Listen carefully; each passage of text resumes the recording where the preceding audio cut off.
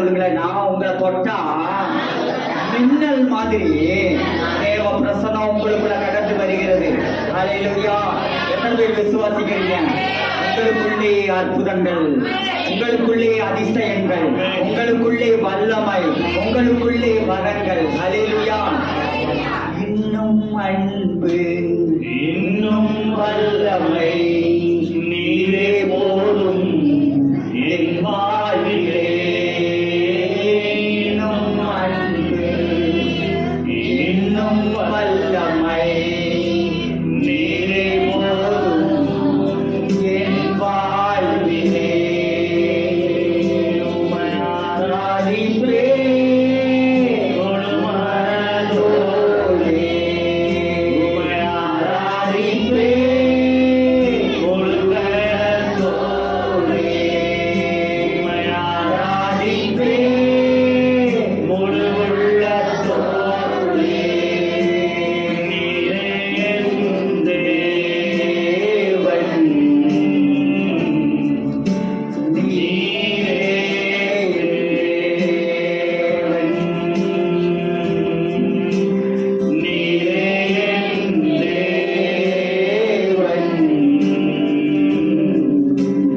நீரே தேவன். ஹல்லேலூயா. இன்னும் அன்பு, இன்னும் வல்லமை. பாடுங்க உற்சாகமா. நீரே போதும் என் வாழ்விலே. இன்னும் அன்பு, இன்னும் வல்லமை நீரே போதும் என் வாழ்விலே. உம்மை ஆராதிப்பேன் முழு மனதோடே. உம்மை ஆராதிப்பேன் முழு பலத்தோடே. உம்மை ஆராதிப்பேன் முழு உள்ளத்தோடே. நீரே என் தேவன்,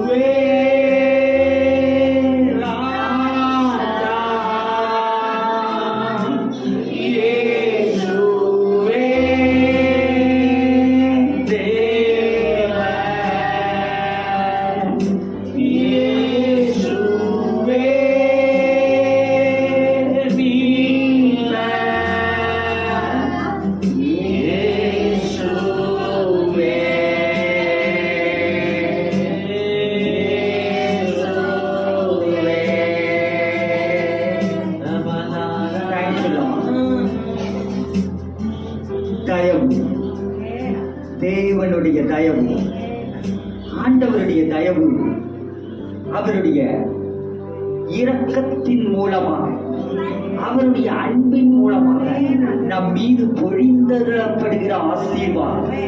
தேவனுடைய தயவு அப்படின்னா அவருடைய இரக்கத்தினாலே, அவருடைய அன்பினாலே நம் மீது பொழியப்படுகிறதான ஆசீர்வாதங்கள்.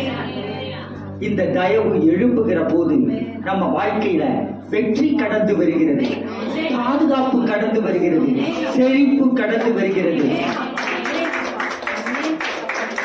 ஆண்டவர் நம்மள ஸ்பெஷலா ட்ரீட் பண்றதுதான் அந்த தயவு. தயவுங்கிறது ஆண்டவர் நம்மள ஸ்பெஷலா ட்ரீட் பண்றதுதான். இந்த தயவு எப்பவும் ஆண்டவருடைய அன்போடு நம்முடைய ஆக்ஷன்ஸும் இணைகிற போதுதான் அந்த தயவு எழும்ப ஆரம்பிக்கும். தயவுங்கிறது எப்ப எழும்புதுங்க? ஆண்டவருடைய அன்பும் நம்முடைய செயல்களும் இணைகிற போதுதான் நம்ம வாழ்க்கையில தயவு எழும்புதுங்க. அந்த தயவு தான் நமக்கு வெற்றியை கொண்டு வருது, அந்த தயவு தான் நமக்கு பாதுகாப்பு கொண்டு வருது, அந்த தயவு தான் நமக்கு செழிப்பை கொண்டு வருது, அந்த தயவு தான் நீங்க என்ன எதிர்பார்க்கிறீங்களோ அசைவும் கொண்டு வருது, அந்த தயவு தான் உங்களை வாழ வைக்கிறது, அந்த தயவு தான் உங்களை பெருக வைக்கிறது, அந்த தயவு தான் உங்களை ஆசீர்வதிக்கிறது. அந்த தயவு உங்க வாழ்க்கையை பெருகுகிறதற்கு ஆண்டவருடைய அன்போடு உங்கள் செயல்களும் இணைந்து கொள்ள வேண்டும். அதுக்கு தாங்க ஆண்டவர் உங்களை ஸ்பெஷலா அழைத்திருக்கிறார். நீ பெயர் சொல்லி அழைக்கப்பட்டவன், நீ பெயர் சொல்லி அழைக்கப்பட்டவள். தாயின் கருவில் நீ தெரிந்து கொள்ளப்பட்ட போது நீ பெயர் சொல்லி அழைக்கப்பட்டிருக்கிறார். உனக்கென்று ஒரு அழைப்பு இருக்கிறது. அந்த அழைப்பை நோக்கி நீ ஓட வேண்டும். அந்த அழைப்புக்காக நீங்க செயல்படணும். ஹல்லேலூயா, ஹல்லேலூயா.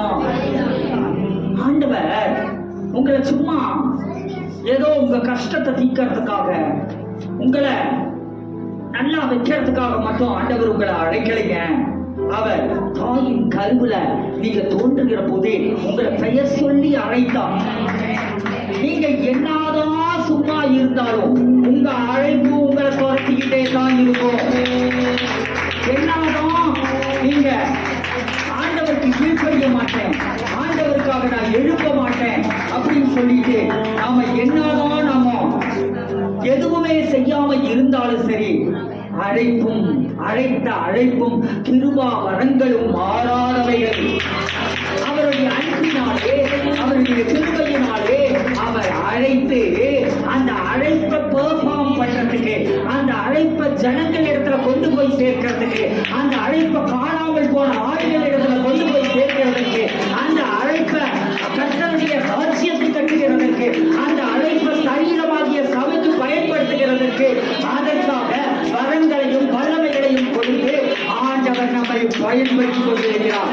அவருடைய அன்பினாலே நாங்கள் அழைக்கப்பட்டோம், அவருடைய அன்பினாலே நாம் அழைக்கப்பட்டோம், அவருடைய இரக்கத்தினாலே நாம் அழைக்கப்பட்டோம், அவருடைய கிருபையினாலே நாம் அழைக்கப்பட்டோம்.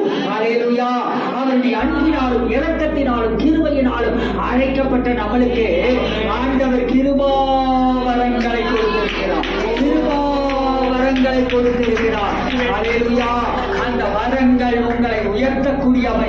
யோசேப்பை உயர்த்தினதை போல அந்த வரங்கள் உங்களை உயர்த்தக்கூடியவை. மீனவனாய் இருந்த பேதுருவை உயர்த்தினதை போல அந்த வரங்கள் உங்களை உயர்த்தக்கூடியவை. யோவானை உயர்த்தினதை போல அந்த வரங்கள் உங்களை உயர்த்தக்கூடியவை. அந்த வரங்கள் அந்திரேயாவை உயர்த்தினதை போல் உங்களை உயர்த்தக்கூடியவை. சந்தேகப்பட்ட தோமாவை உயர்த்தினதை போல அந்த வரங்கள் உங்களை உயர்த்தக்கூடியவை. மாமியாயிருந்த மலையாளராய் இருந்த அந்த பவுலை உயர்த்தினதை போல உங்களை உயர்த்தக்கூடியவை. ஹல்லேலூயா. அந்த கிருபா வரங்கள், அந்த கிருபா வரங்கள், ஆவிக்குரிய வரங்களை நாடுங்கள். வரங்கள் அது கிஃப்ட். இங்கிலீஷ்ல என்ன சொல்லப்படுது? கிஃப்ட். அது உங்களுக்கு எப்படி கொடுக்கப்படுகிறது? அது பரிசாக கொடுக்கப்படுகிறது. அது தேவனுடைய கிருபையினாலே உங்களை அவர் அழைத்த அழைப்பு நிமித்தமாக உங்களுக்கு வரங்கள் கொடுக்கப்படுகிறது, வல்லமைகள் கொடுக்கப்படுகிறது, அதிசயங்களை செய்கிறவர்களாக ஒரு அடையாளம் கொடுக்கப்படுகிறது, ஒரு அபிஷேகம் கொடுக்கப்படுகிறது, அற்புதங்களை செய்கிறவர்களாக வரங்கள் வல்லமைகளும் உங்களுக்கு கொடுக்கப்படுகிறது. அந்த வரங்களினாலும் வல்லமைகளினாலும்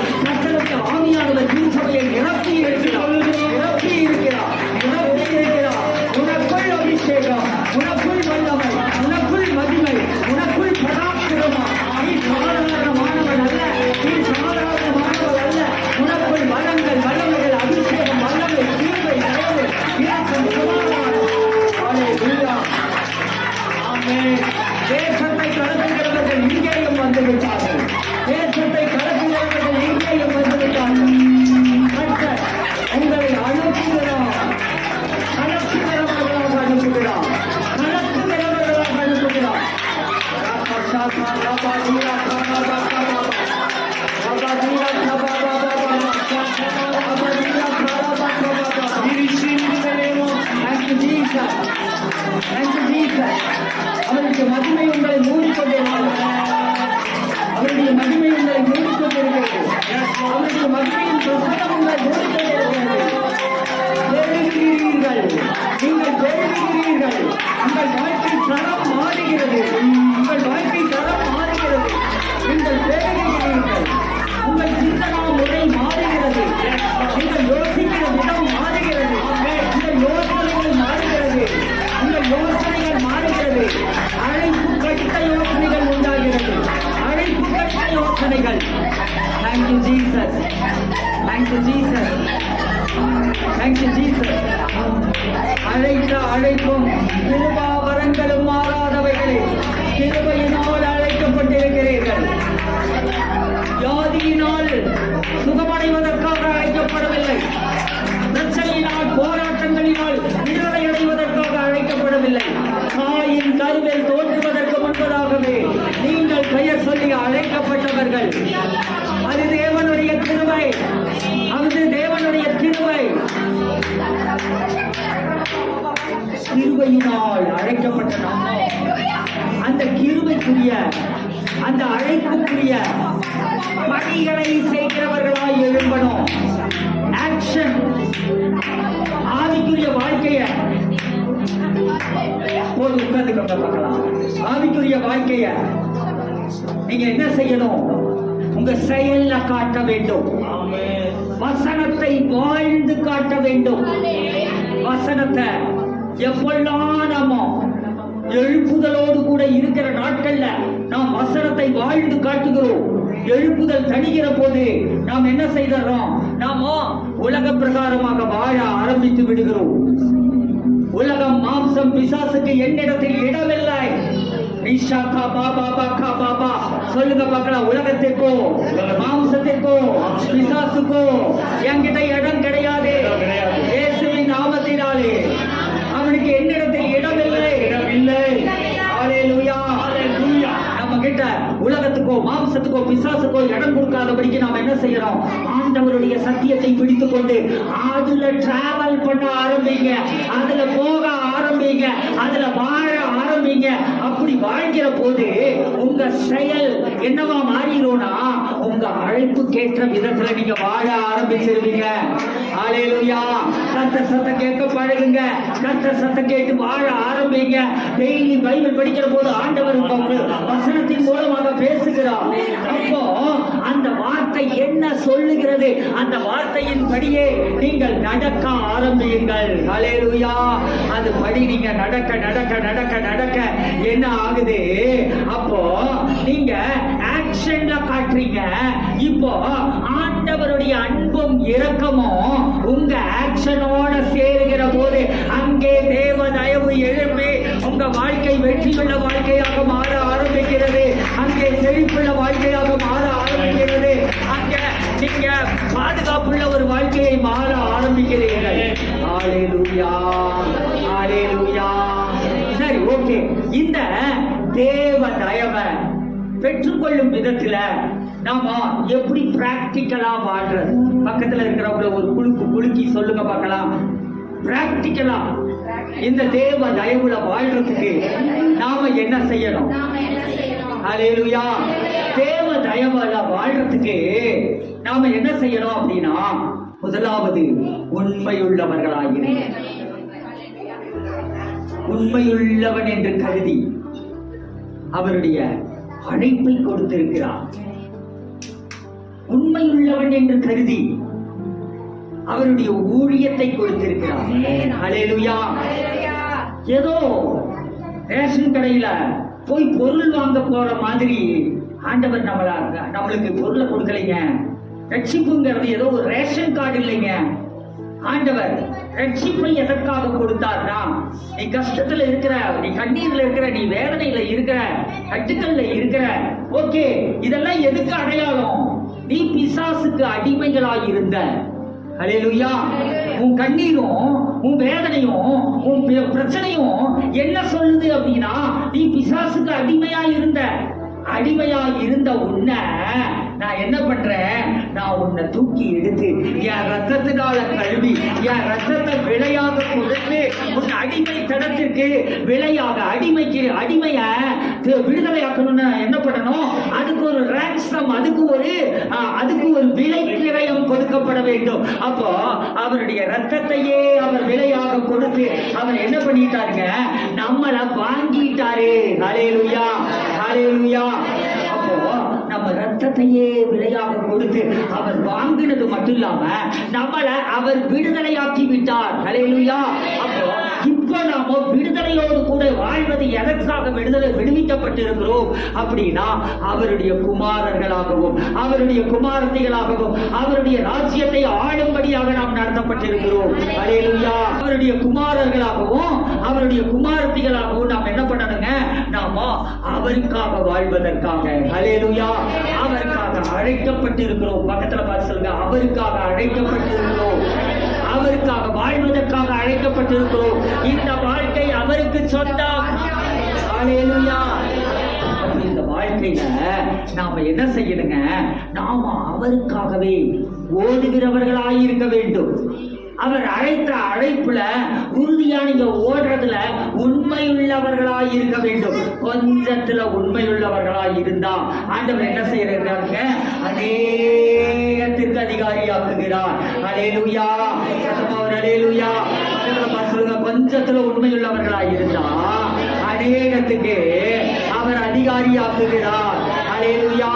முதலாவது நாம உண்மையுள்ளவர்களாய் இருக்க வேண்டும். நீங்க ஃபெய்த்ஃபுல்னஸ் பழகணும். எதை பழகணும்? நீங்க பக்கத்துல பார்த்து சொல்லுங்க பார்க்கலாம். எதை பழகணும்? ஃபெய்த்ஃபுல்னஸ், உண்மையுள்ளவர்களாய் இருப்பதற்கு பழக வேண்டும். பக்கத்துல இருக்கிறவங்க கையை குலுக்கி சொல்லுங்க, உண்மையுள்ளவனாயிரு, உண்மையுள்ளவனாயிரு. உண்மையுள்ளவன் பரிபூரண ஆசீர்வாதத்தை பெறுவான். அதனால நம்ம என்ன செய்யணுங்க? உண்மையா நடந்தா அங்க காட்ஸ் ஃபேவர் எழும்புதுங்க. அப்ப நாம உண்மையுள்ளவர்களாய் இருக்கணும். இரண்டாவதாக நீங்க அன்பு கூறுகிறவர்களாய் இருக்க வேண்டும். ஹல்லேலூயா. தேவன் இடத்திலையும் மனுஷர்கள் இடத்திலையும் நாம் அன்பு செலுத்துகிறவர்களாய் இருக்க வேண்டும். பக்கத்துல பார்த்து சொல்லுங்க, தேவன் இடத்திலையும் மனுஷர்கள் இடத்திலையும் அன்பு செலுத்துகிறவர்களாய் இருக்க வேண்டும். அன்பு செலுத்துறது அப்படின்னா நமக்கு என்ன இருக்கணுங்க? காண்கிற எல்லா மனுஷர்கள் இடத்திலையும் நாம் எப்படி இருக்கணுங்க? நாம் அன்பின் செயல்களை செய்கிறவர்களா இருக்கணும். நான் நல்லா இருக்கேன், நான் ரட்சிக்கப்பட்டுட்டேன் அப்படின்ட்டு ரோட்ல போறவங்க வர்றவங்களை எல்லாம் பார்க்கும் போது என்ன இருக்கக்கூடாதுங்க? நமக்கு அவங்களையெல்லாம் பார்த்த கவலையே படாம இருக்கக்கூடாது. ரோட்ல போறவங்க வர்றவங்களை பார்க்கும் போது இவர்களும் ரட்சிக்கப்பட வேண்டும், இவர்களும் ஆசீர்வதிக்கப்பட வேண்டும், இவர்களும் செழிப்பாக வேண்டும். ஹல்லேலூயா. உலகத்துல பெரும் பணக்காரர்கள், சில பெரும் பணக்காரர்கள் எல்லாம் இருக்கிறாங்க. அந்த பெரும் பணக்காரர்கள் என்ன பண்றாங்கன்னா, அவங்க ரட்சிக்கப்படலைங்க. ஆனா அவங்களுடைய வருமானத்துல 90% அவங்க இந்த நற்பணிகளுக்காக, அப்படின்னா என்னதுங்க?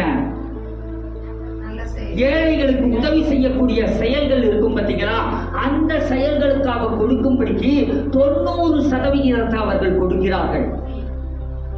ஆனா நம்ம இந்திய தேசத்துலதான் என்ன பண்றோம் அப்படின்னா, என்னுடைய பிள்ளைகளின் பிள்ளைகள் இவங்களுக்கு நான் சொத்து சேர்த்து வைக்கிறேன்னு அவங்க பிள்ளைகளின் பிள்ளைகளுக்கும் அறிவையும் திறமையையும் இது மாதிரி பணம் சம்பாதிக்கிறதற்கான காரியங்களை கற்றுக் கொடுத்துட்டு போயிடுறாங்க. அவன் அதை வச்சு அவன் என்ன பண்ண முடியும்? சம்பாதிக்க முடியும். ஆனா ஒரு உலகத்தின் பார்வையில அவன் எவ்வளவு சம்பாதிக்கிறானோ அதுல 90% ஏழைகளுக்காக அவன் உதவி செய்யும்படிக்கு அவன் கொடுக்கிறான். அப்படின்னா அவனுக்குள்ள ஆண்டவர் என்ன வைத்திருக்கிறாருங்க? அவனுக்குள்ள அந்த மனதுருக்கத்தையும் இரக்கத்தையும் அன்பையும் கருணையையும் அவர் வைத்திருக்கிறார். கிறிஸ்தவர்களாகிய நமக்குள்ள இரக்கமும் அன்பும் கருணையும் எப்பொழுதும் இருக்க வேண்டும். ஹல்லேலூயா. அப்போ மற்றவங்களுக்கு நான் டீ வாங்கி கொடுக்கிறேன், சாப்பாடு வாங்கி கொடுக்கிறேன், இது ஒரு முக்கியமான ஒரு அன்பின் செயல். இது மட்டும் நீங்க செஞ்சீங்கன்னா பத்தாது. அவங்களுக்கு அவங்களுடைய தரித்திரம் மாற, அவங்களுடைய சூழ்நிலைகள் மாற, அவர்களுடைய அடிமைத்தனங்கள் மாற அவங்களுக்கு என்ன வேணும்னா இயேசுதான் வேணும். ஹல்லேலூயா. அவர்களுக்கு இயேசுவை கொடுப்பதற்கு ஆயத்தமாகு. ஹல்லேலூயா.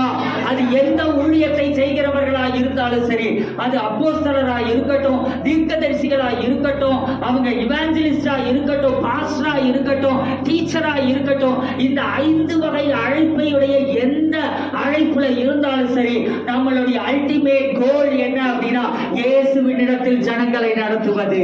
ஹல்லேலூயா. அப்ப இயேசுவின் இடத்தில் நாம் ஜனங்களை நடத்துகிறவர்களாக, ஆத்தும ஆதாயம் செய்கிறவர்களாக இருக்கணும். ஆத்தும ஆதாயம் செய்வது தேவனுடைய அன்பை காட்டுவது. ஹல்லேலூயா. தேவனுடைய அன்பினால் நிறைந்து மற்றவங்களுக்கு உதவி செய்யறது. ஹல்லேலூயா. ஆண்டவரையும் கொடுக்குறீங்க. அவன் பிரச்சனை நிரந்தரமா தீர்றதுக்கு ஆண்டவரையும் கொடுக்குறீங்க. அவன் கிட்ட போய் சுவிசேஷத்தை சொல்லும் போது ஆறுதலையும் கொடுக்குறீங்க, சுகத்தையும் கொடுக்குறீங்க, விடுதலையையும் கொடுக்குறீங்க, செழிப்பையும் கொடுக்குறீங்க. அந்த நேரத்துக்கு ஆகாரம் தேவைன்னா ஆகாரத்தையும் கொடுக்குறீங்க. இந்த அன்பை உலகத்துல இருக்கக்கூடிய புறஜாதியார் செய்ய முடியாது. இந்த அன்பை நீங்க மட்டும்தான் செய்ய முடியும். அதனாலதான் ஆண்டவர் உங்களை அழைத்திருக்கிறார். அல்லேலூயா.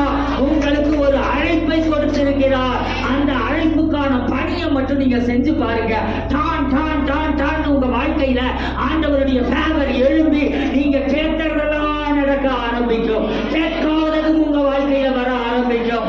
அல்லேலூயா. அப்ப தேவனுடைய தயவு எழும்புகிறதற்கு நாம் உண்மை உள்ளவர்களாய் இருக்கணும். அடுத்தது அன்புள்ளவர்களாய் இருக்கணும். அடுத்தது நாம் என்ன செய்யணும்? அனுதினமும் நம்ம வாழ்க்கையில நீதியாய் நடக்க வேண்டும். எப்படி நடக்கணுங்க? நீதியாய் நடக்க வேண்டும்.